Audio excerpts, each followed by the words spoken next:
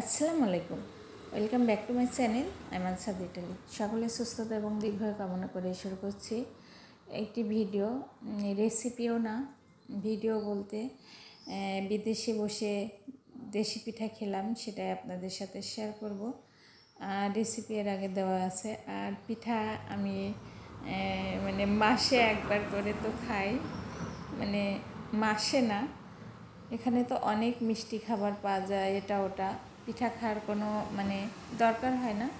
তারপরেও দেখা যাচ্ছে যে আমি খাই। আমার পিঠা না খেলে ভালো লাগে না।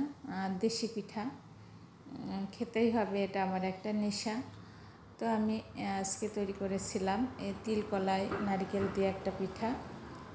এটা কোন এলাকায় কি বলে জানি না, এটাকে আমাদের এলাকায় তিল কলাই পিঠা বলে।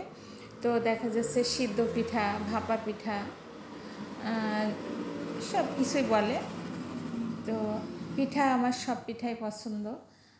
শীত গরম আমি সবসময়ই খেয়ে থাকি পিঠা। পিঠা না খেলে আমার ভালো লাগে না, মনে হয় যে কখন খাবো। তো এই জন্য মাঝে মধ্যেই আমি পিঠা তৈরি করি।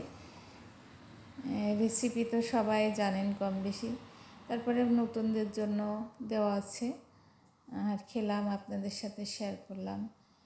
গরম গরম, তারপরে ঠান্ডা ঠান্ডা, দুটাই খেয়েছি, গরম ঠান্ডা।